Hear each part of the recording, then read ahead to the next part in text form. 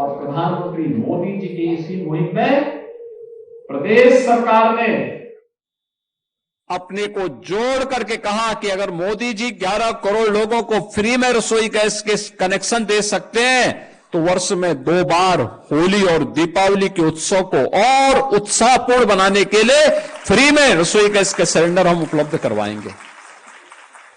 बहनों और भाइयों, यह कार्यक्रम उसी का हिस्सा है, उसी का हिस्सा है। इससे जो पैसे की बचत होगी, इससे आप अपने घर में बच्चों के लिए कुछ अन्य सामग्री खरीद सकते हैं। परिवार के लोगों के उत्साह को, आने वाले अतिथियों के उत्साह को और उमंगपूर्ण बना सकते हैं। और इसलिए राज्य सरकार उन सभी परिवारों के प्रति होली की और दीपावली की बधाई स्वरूप ये रसोई गैस के सिलेंडर उपलब्ध करवाने का कार्य करती है। बहनों और भाइयों, जब अच्छी सरकार आती है तो ऐसे ही लोक मंगल की कामना के साथ सबके हित के बारे में सोचती है। 17 के पहले इस प्रदेश में परिवार से ऊपर सोची नहीं थी, केवल अपने परिवार के बारे में सोचता था। सिर्फ ही परिवार के अलावा दूसरों के पास कोई सोच ही नहीं था।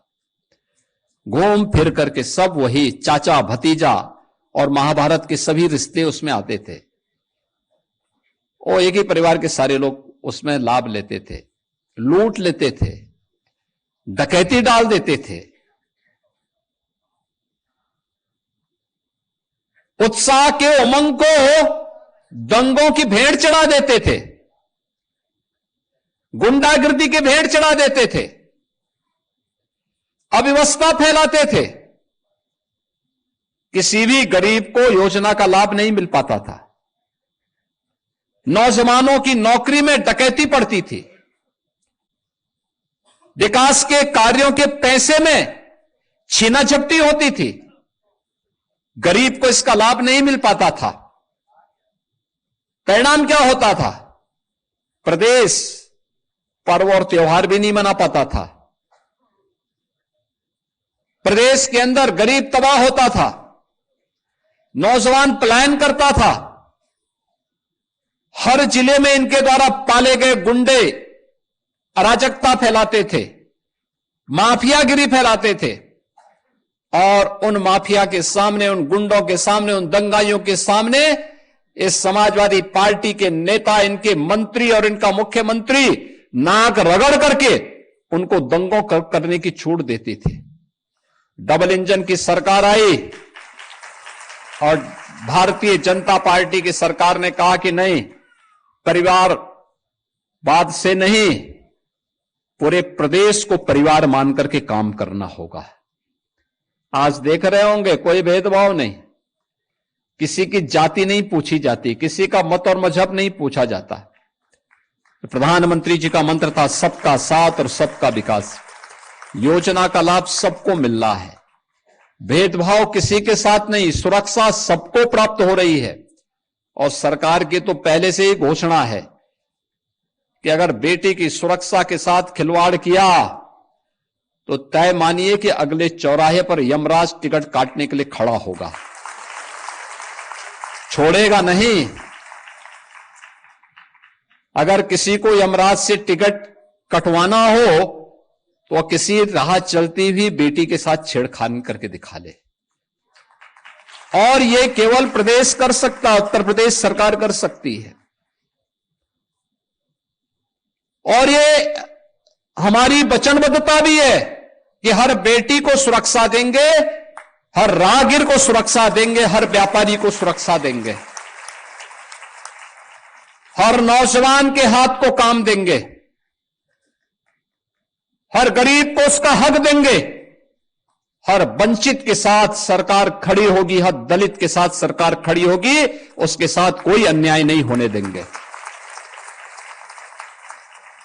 और उत्साह और उमंग के त्योहार में किसी ने रंग में भंग डालने का काम किया, किसी ने व्यवधान डालने का काम किया, तो जेल की सलाखें उसका इंतजार कर रही होंगी।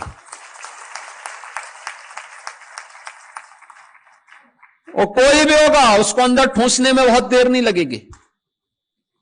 और इसीलिए बहनों भाइयों, पर्व और त्योहार शांतिपूर्ण तरीके से, उत्साहपूर्ण तरीके से, सौहार्दपूर्ण तरीके से एक दूसरे को बधाई देते हुए हमें मनाने चाहिए। और मुझे प्रसन्नता है कि गत 8-8.5 वर्ष के अंदर जो भी पर्व और त्योहार उत्तर प्रदेश में आयोजित हुए, सारे के सारे समुदाय के, होली हो, दीपावली हो, विजयादशमी हो, जन्माष्टमी हो, रामनवमी हो, रक्षाबंधन हो, ईद हो, क्रिसमस हो, गुरु पर्व हो, सारे पर्व और त्योहार शांतिपूर्ण तरीके से, उत्साहपूर्ण तरीके से, उमंगपूर्ण तरीके से आयोजित होते हैं।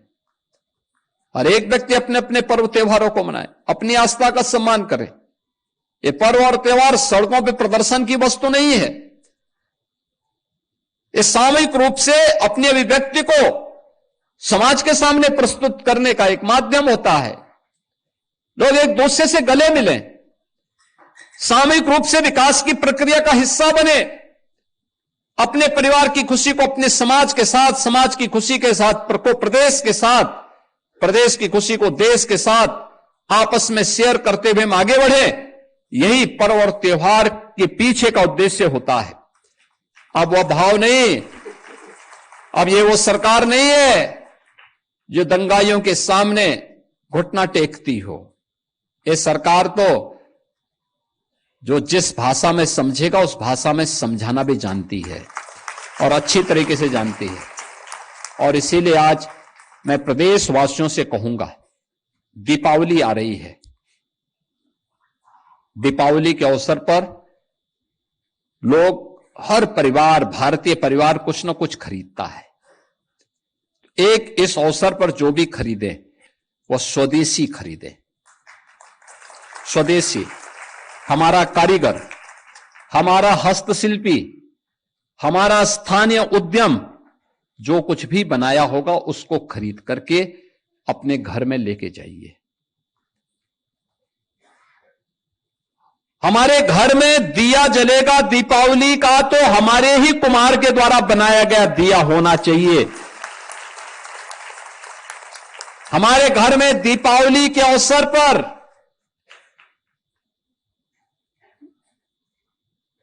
लक्ष्मी गणेश जी की जो मूर्ति बनेगी वह भी हमारे ही कारीगर के द्वारा बनाई जानी चाहिए, कहीं विदेश से नहीं आना चाहिए। वो हम किसी को उपहार भी दे रहे हैं, अपने हित मित्र को, शुभचिंतक को, नातेदार रिश्तेदार को, वह भी स्वदेशी होना चाहिए, वह भी स्वदेशी होना चाहिए। और स्वदेशी ही आपको गिफ्ट भी देना चाहिए किसी भी आयोजन के अवसर पर। ये पैसा अगर मुनाफा जाएगा हमारे कारीगरों के हाथ में जाएगा, हस्तशिल्पियों के पास जाएगा, हमारे श्रमिकों के पास जाएगा, तो समृद्धि उनके पास भी आएगी। और समृद्धि उनके पास भी आएगी तो यह समृद्धि देश के काम आएगी, देश के काम आएगी। विकसित भारत बनेगा। विकसित भारत के लिए हम सबको सामूहिक रूप से प्रयास करना होगा।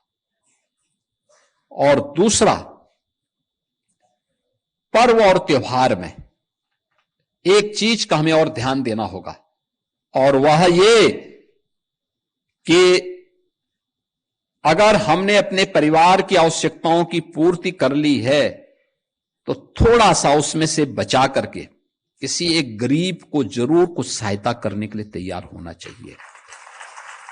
आपकी बगल में, याद करिए ना,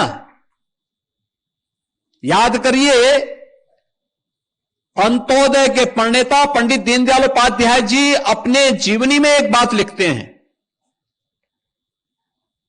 उन्होंने कहा, एक आचार्य शंकर के बारे में उन्होंने इस बात को कहा था कि वे भिक्षाटन करते हुए देश के अंदर जब सनातन धर्म की मूल्यों और आदर्शों की स्थापना करने के लिए निकले थे तो पूरे देश के अंदर भ्रमण कर रहे थे। और उस समय वे एक बड़े घर के सामने गए।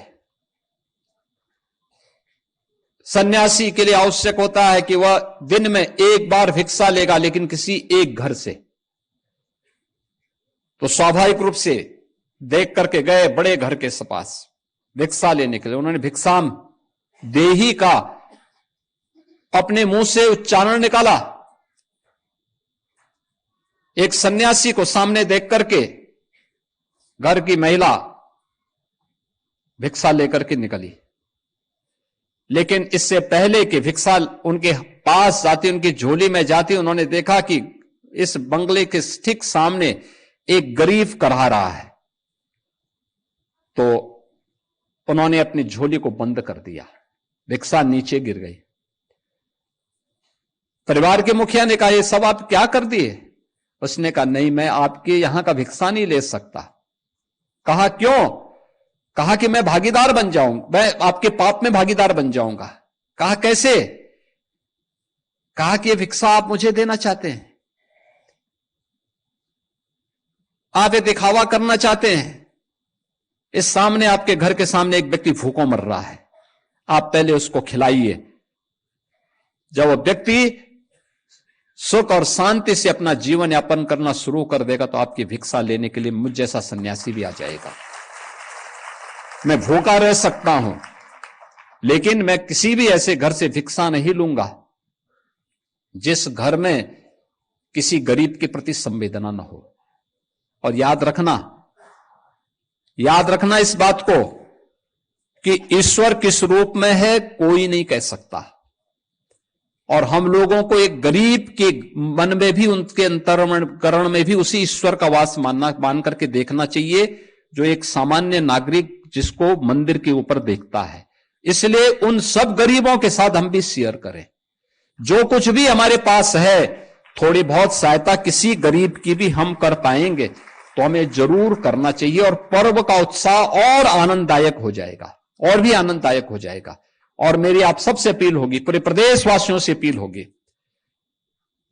कि पर्व और त्योहार के समय किसी एक गरीब की सहायता जरूर अतिरिक्त करिए। आप अपने नातेदार रिश्तेदारों की सहायता तो करते ही होंगे, लेकिन एक गरीब को भी जरूर कोई ना कोई सहायता इस पर्व और त्योहार के समय देंगे। उन बच्चों को जरूर देंगे जिनको कोई पूछने वाला नहीं है, तो उत्साह और उमंग और आनंददायक हो जाएगा। मैं एक बार फिर से पूरे प्रदेश को दीपावली की हृदय से बधाई देता हूं।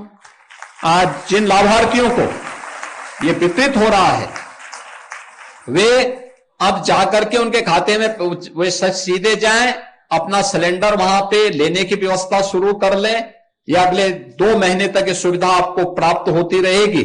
कभी भी जाकर के लेकर के अपना सिलेंडर ले सकते हैं वहां से, ये आप कर सकते हैं। आपके इस आज के इस अवसर पर मैं एक बार फिर से 1,86,00,000 उन सभी उज्ज्वला योजना के लाभार्थियों को इस अवसर पर बधाई देता हूं।